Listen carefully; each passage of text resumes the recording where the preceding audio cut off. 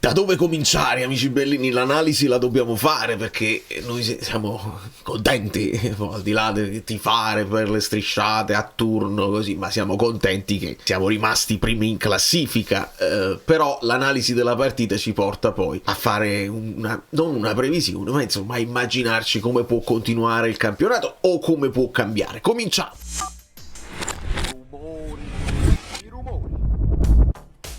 Eh sì, grazie a tutti quelli che hanno visto il video serale, notturno quasi, di Juve-Inter, e quindi benvenuto Pasquale Borriello, benvenuti a tutti i nuovi iscritti, io sono Valerio Fluido, mi diverto a parlare del Napoli e vi chiedo i like a prescindere, perché al di là del risultato, Conte vincere, Conte è l'unica cosa che vincere. Andiamo a parlare della partita così mi vengono tutti gli argomenti, lo so, e poi ci stiamo concentrando sulle blasfemie di Lautaro, molto nervoso Lautaro, si sono innervositi e vediamo, non so nemmeno se conviene, perché magari lo squalificano una partita, loro si fanno la partita col Genoa, lui si riposa e ritorna con noi, dobbiamo ragionare pure su chissà, quindi piano piano. Ci spostiamo e questa immagine mi potrà sembrare strana, dici, ma perché che ci fa Conte? E oltretutto è un Conte che sta parlando della sua avventura al Chelsea. Perché sono partito da qua? Perché vi arriva tardi l'analisi tattica? Perché ieri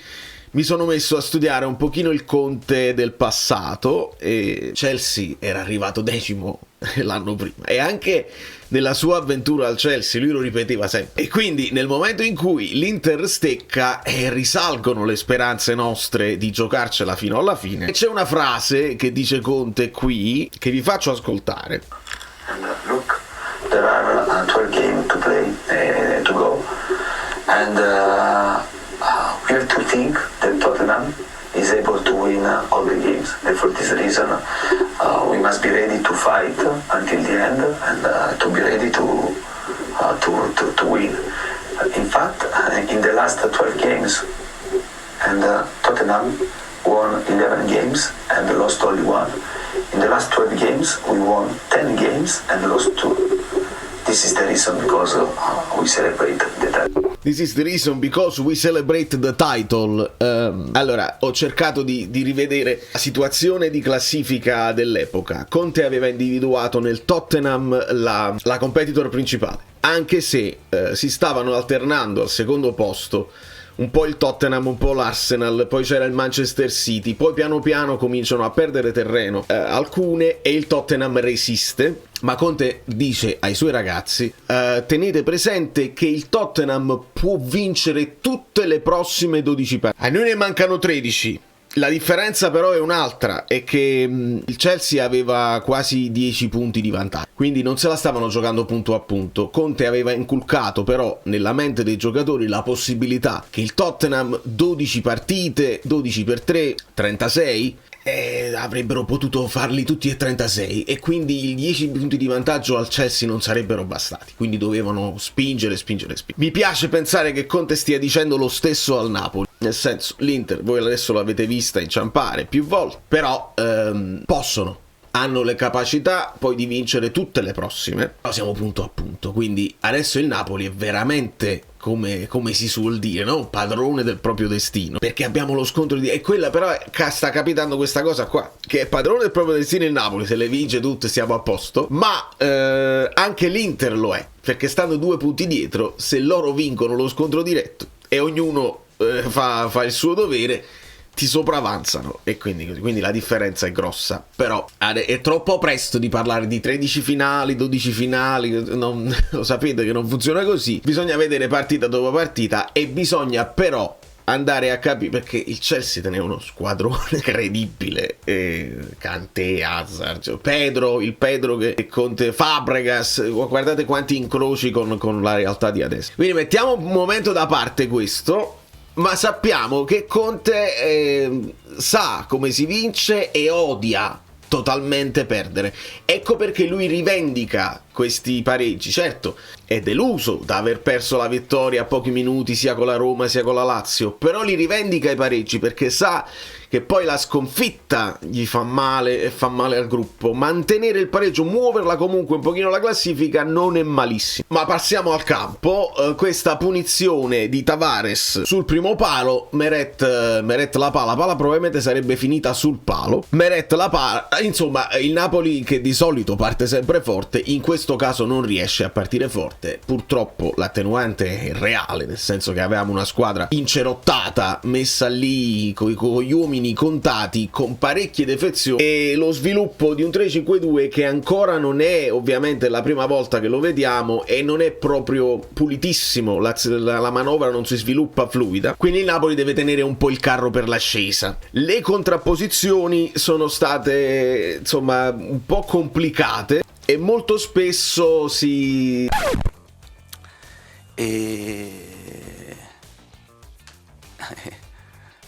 a Napoli, ecco. Si dovevano adattare, perché poi i giocatori della Lazio sono bravi anche a scompaginarti.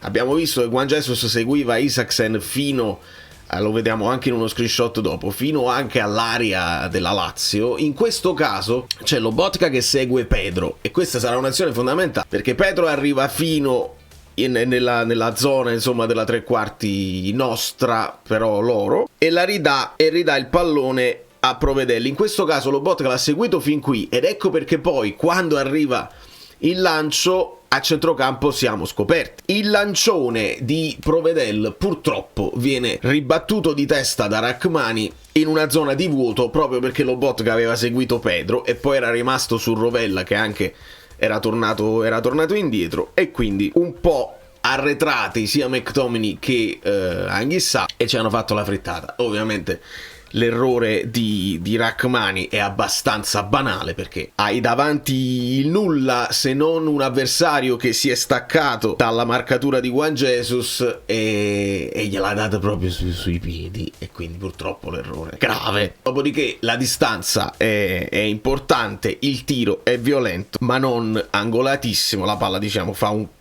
questo tipo di giro, Meret la sfiora ma non riesce a respingerla benissimo. Però così come possiamo dire di aver regalato il primo gol alla Lazio, così la Lazio ci regala il pareggio, perché Provedel prova questo lancio quasi raso campo che viene intercettato bene da McTominay, che poi è subito verticalissimo nel servire Raspadori, che poi farà l'1-2 con Lukaku. Quindi qua un regalino di Provedel, ne abbiamo approfittato ed ecco la situazione dove Lukaku è uno dei migliori al mondo a fare questo, cioè mantenere il suo avversario a debita distanza, riceve il pallone e di prima chiude il triangolo con Raspadori, che poi un controllo e tiro, perché questa è una delle cose che Raspadori sa fare meglio, la facilità di calcio che diciamo palla tra le gambe di Provedel. Tra l'altro sì, molti mi avevano segnalato Guendouzi che esulta in faccia di Lorenzo, ma Guendouzi è veramente uno stronzo, ma anche con i suoi compagni a quanto ho capito, cioè su questo gol poi preso dalla Lazio Provedel urla in faccia credo a Provedel, cioè se andate a rivedere il gol, invece di concentrarvi su Raspadori, concentratevi su Guendouzi e guardate come poi si agita Guendouzi con i suoi compagni, non so se con il resto dei compagni o col portiere che comunque sbaglia il passaggio prima e poi prende il gol sotto alle gambe. Guendouzi è uno che io prendo al fantacalcio, che mi piace come garra e tutto, ma come atteggiamento nei confronti di compagni e avversari non mi fa impazzire. Poi passiamo al secondo tempo, dove Anghissà insomma qualcosa l'aveva persa anche nel primo, e qua lui era in possesso di palla, si fa rimontare da Tavares, poi succede un rimpallo, insomma questa è l'azione che porterà al secondo tiro di Isaksen o Isaksen che dir si voglia, dove la palla finisce di pochissimo fuori, però qua Anghissà io lo ritengo responsabile perché eravamo noi in possesso palla. Il cross di Tavares taglia tutto il campo e qua Isaksen al volo non inquadra la porta, per fortuna, ovviamente tutti erano rinculati e qua solissimo Isaksen. Mi fa sorridere un po' che Chiariello ha dato 6 a Juan Jesus, incredibile. Io riesco a non essere d'accordo nemmeno quando È incredibile. Vabbè, e poi ci arriviamo con le pagelle, una cosa fantasmagorica. E qua c'è il secondo regalino. Oddio, regalino, questo è tutto fortuito. Il Napoli la costruisce bene. Questa è un'azione ben sviluppata, perché è entrato Politano, quindi si possono creare dei triangoli. Politano sulla destra, e dal cross di Politano arriva il tiro di Raspadori ribattuto. Qua è bello far vedere che c'è Chila che si sta contorcendo per cose che non sono mai successe, e in questo momento proprio gli rimbalza la palla sul popò, e poi succede cose. Ma fatemi lasciare la scena a Giovanni di AI Shadow. Anche in questa azione evidenziamo la capacità del Napoli di passare da un calcio posizionale ad un calcio relazionale. I punti chiave sono i movimenti dei giocatori del Napoli e l'ottimo schieramento, in questo caso l'ottimo schieramento difensivo della Lazio. L'azione si sviluppa per mettere in difficoltà la difesa della Lazio con passaggi potenzialmente decisivi verso l'area di rigore, cercando di sfruttare sia il movimento di Politano sia la nuova posizione di Raspadori, che inizia l'azione per poi, come sappiamo, concluderla.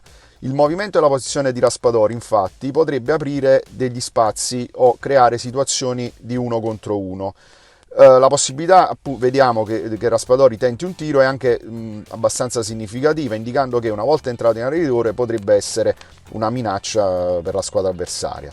Inoltre Raspadori, attraverso il suo movimento, noi evidenziamo attraverso il movimento di Raspadori il concetto di calcio relazionale, perché vedete come McTominay e Mazzocchi, anche Raspadori si avvia in area di rigore una volta però che ha visto il movimento di Politano, che risulta fondamentale proprio a suggerire questo tipo di azione. L'altra probabilità di passaggio chiave indica appunto che Politano, attraverso il suo movimento, è la principale minaccia per la squadra avversaria. E infine sottolineiamo come Anguissa si trova nella classica posizione di Politano, diventando il principale playmaker in questa azione, con alta percentuale di passaggi in area di rigore, che potrebbe appunto favorire il movimento dei compagni. Dopodiché qui c'è il gol di Zaccagni in fuorigioco. In questo momento, con l'uscita di Buongiorno, si passa con Rachmani centrale, Di Lorenzo braccetto, e si perdono un pochino tutte le misure, tutte le marcature. In questo momento Rachmani ne ha 2,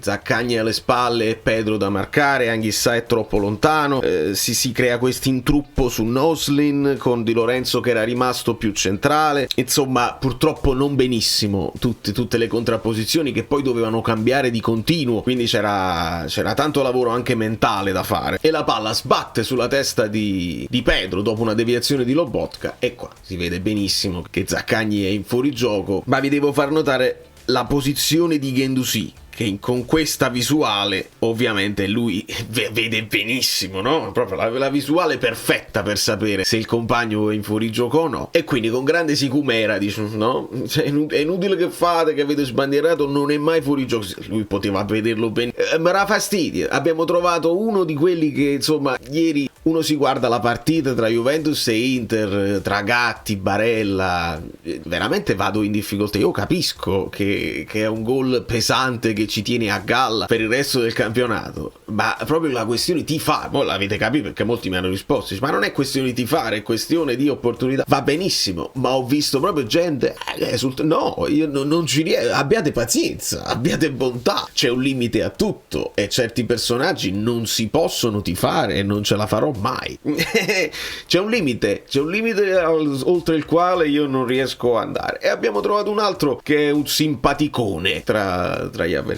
Molto bene. Poi purtroppo, nonostante io abbia esaltato le prestazioni di Juan Jesus, lo abbia difeso quando poi gli attacchi erano gratuiti, per me è arrivato al limite Juan Jesus, e adesso le sbavature cominciano a pesare, e a farne troppe e paghi. E purtroppo il gol che poi di Dia sì, avviene nella zona di Politano, ma si parte da un duello perso proprio Dia Juan Jesus, dove Juan Jesus non riesce a contrastare e si squaglia, e quindi purtroppo per me questa volta Juan Jesus, vedi non essere ideologici, Juan Jesus per me questa volta, nonostante una buona partita attenta di comunque ha limitato Isaksen per quanto possibile, e qua entra nell'azione negativo che poi porta al pareggio della Lazio. Io già la faccia a portare avanti perché no, qua non prende 6 per me Juan Jesus, mi dispiace. Poi quando l'azione si sviluppa, Juan Jesus ritorna nella posizione ideale per fare densità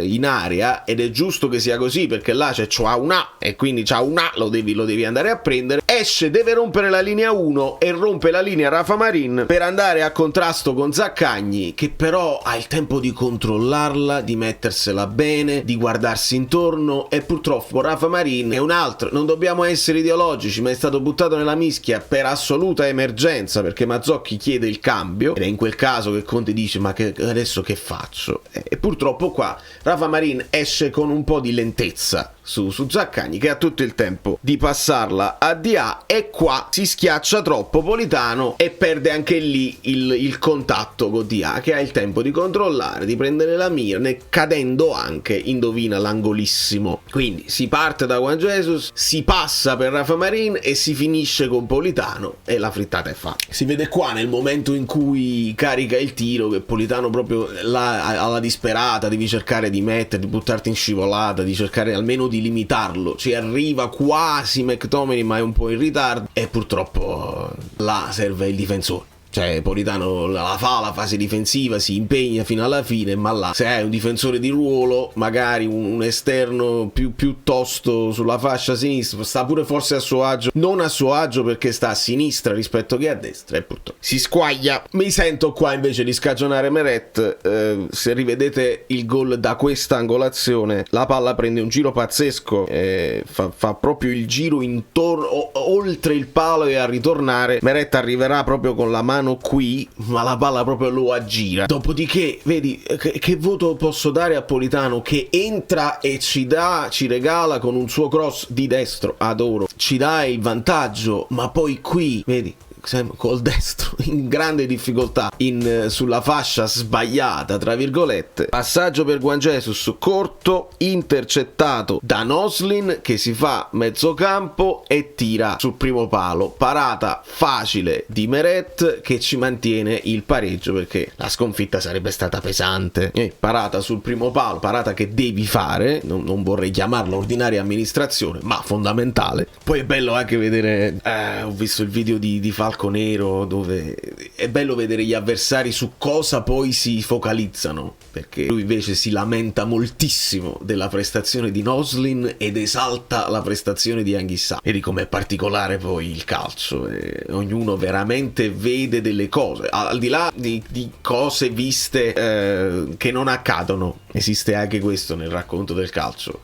Ieri, mentre perdevo tempo nel guardare l'analisi di come Conte cambia il Napoli anche da parte di canali stranieri, ho visto delle cose che mi hanno avvilito e non voglio focalizzarmi, ma insomma arrivano i 7 nuovi acquisti, foto di Juan Jesus, di Foloruncio, di Khedira. Il Napoli comincia con questo 4-2-2-2, va bene, e vedo Osimhen e Lukaku punte centrali, e allora là mi avvilisco. Un video che ha ricevuto più di quasi 300.000 visualizzazioni, di un canale piccolino che quindi non faccio il nome perché non voglio nemmeno che voi andiate.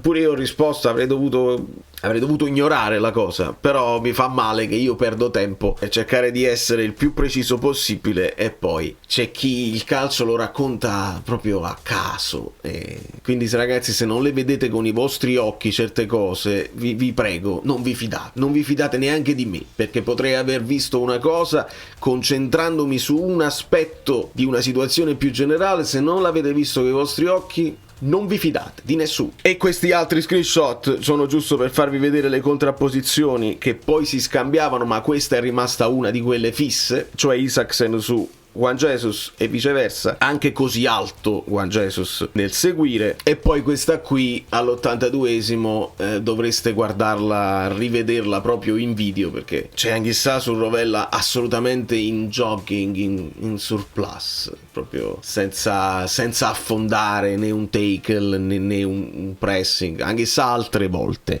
ha giocato col cartellino giallo addosso ed è stato efficace. In questo caso lui proprio lo accompagna fino a mollarlo, non lo supera nemmeno in dribbling Rovella, già continua col pallone e Anghissà lo molla e ritorna piano piano nell'area di rigore per fare densità in aria. Purtroppo c'è da ragionare su questa cosa qua, e c'è da ragionare sulla possibilità di vedere un Gilmour titolare. Adesso qualcuno ne sta parlando, se non è Billing almeno è Gilmour, anche perché Anghissà ti risulta diffidato e se prende un cartellino col Como ti salta l'Inter, quindi la logica delle cose, gli fai saltare una partita, magari si riposa, magari rientra con più energie e non rischi nemmeno di perderlo. Qua Conte lo deve fare, io non sottovaluto il Como assolutamente, batte la Fiorentina e non la batte per caso, ma questo Anghissà non ti giova, non ti fa del bene, anzi. Di conseguenza che voti dare?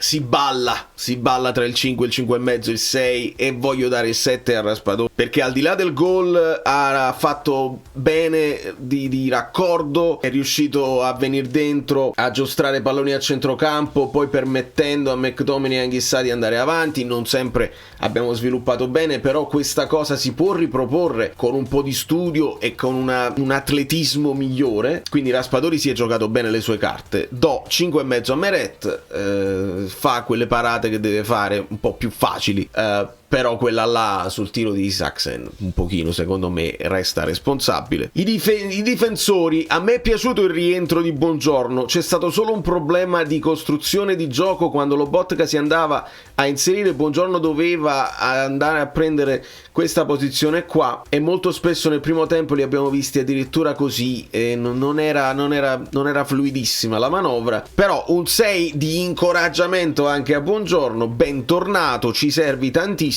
Problemi per Rachmani, la contrapposizione con Zaccagni diventa difficile per lui, e questo vale un pochino per tutti. Rachmani contro Zaccagni ti sfugge e non riesci. Rachmani dovrebbe avere un attaccante, ecco, Rachmani su Castellano è un altro paio di mani, però purtroppo 5 Rachmani. Io mi sento di dare 5,5 a Juan Jesus, a lui stavolta non gli do la sufficienza, e Di Lorenzo anche 5,5, le ha dovute fare un po' tutte, ha dovuto fare il tutto fascia, l'ho visto in difficoltà nel farlo, quando poi passa a braccetto anche lì con l'uscita di Buongiorno diventa questa la situazione, quindi con l'ingresso di Politano a tutta fascia qui 5,5 Di Lorenzo. Do 5 ad Anghissà, onestamente non ne posso più, lo sapete come la penso su Anghissà, è il più dominante di tutti se ce l'ha, se non ce l'ha pensi di avere un giocatore e non ce l'ha. Quindi 5 Frank, 6 Lobotka che tiene anche a livello difensivo, contate tutte le volte che dico bravo Lobbo con la paura addosso perché erano situazioni pericolose, e do un 6 anche a McTominay, partita difficile perché non aveva, a volte si calpestava un pochino la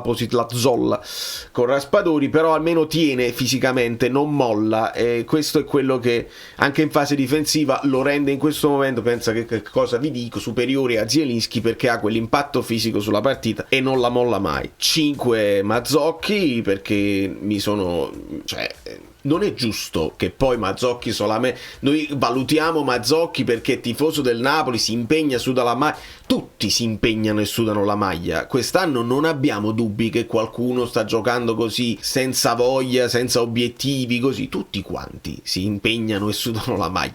Non basta purtroppo. È solo colpa sua? Sicuramente no, però è chiaro che l'azione passa, quando passa dai suoi piedi si rallenta, c'è un'azione in cui lui cerca di controllarla, poi se la butta da solo in fallo laterale. Serve qualcosa di più se vuoi lottare per lo scudetto, onestamente. E a me piace sottolineare quando Mazzocchi fa un bello spunto, quando riesce a fare un buon passaggio, e lo ha fatto a inizio stagione, e dargli il voto che merita, non perché è napolitano e quindi lui ci tiene, no, perché quando un giocatore non eccezionale gioca bene merita il voto, quando non gioca bene il voto che della prestazione. Abbiate pazienza. 6 Lukaku per l'assist, però anche lì mi aspettavo qualcosina di più, però l'assist lo confeziona per Raspadori, a cui do 7. Difficilissimo dare il voto a Politano perché entra nell'azione poi del 2-1, ma quando è costretto a passare a sinistra con l'ingresso di, pensa un po', Rafa Marin, con Di Lorenzo che deve ritornare sulla fascia, e la situazione di questa difesa ineditissima con Juan Jesus, Rachmani e Rafa Marin, veramente una situazione disastrosa.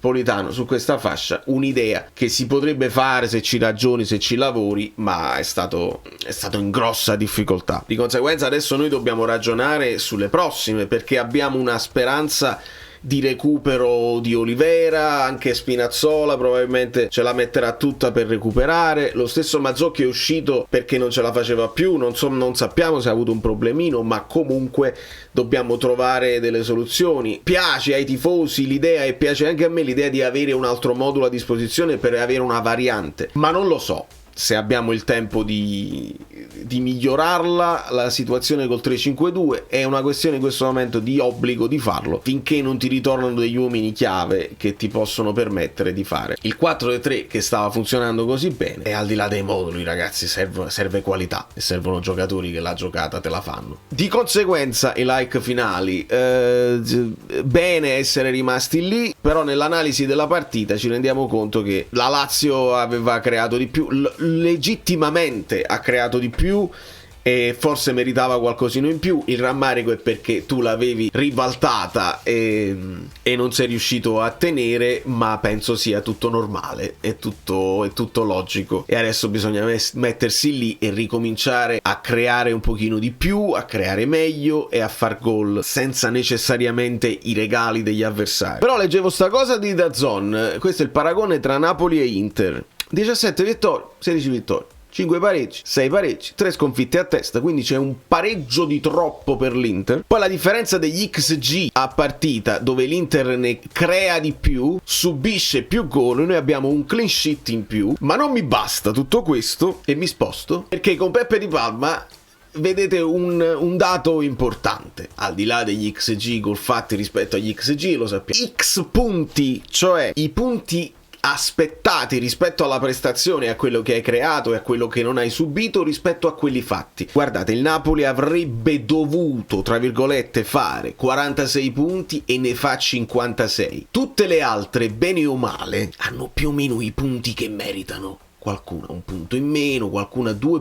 meno 2 punti, per esempio il Milan avrebbe potuto fare 2 punti in più. Il Napoli è a più 9,48. Cosa vuol dire? Che stiamo overperformando, che certe cose ci sono andate meglio di quello che effettivamente è il valore della squadra e delle prestazioni. Quindi il Napoli, per giocarsela con l'Inter, deve tornare ad overperformare. Si può fare, solo il tempo ce lo dirà, perché in questo momento, oltre al problema dei giocatori che abbiamo, che sono titolari, che sono leggermente fuori forma, vedi Anghissà, ti sono mancate quelle che sono le possibilità di attingere dalla panchina durante la partita. Vedi un Kvara che magari non è in giornata, ci metti un Neres, non hai Kvara, non hai Neres e devi aspettare che un Okafor ti torni in forma per avere una possibilità in più.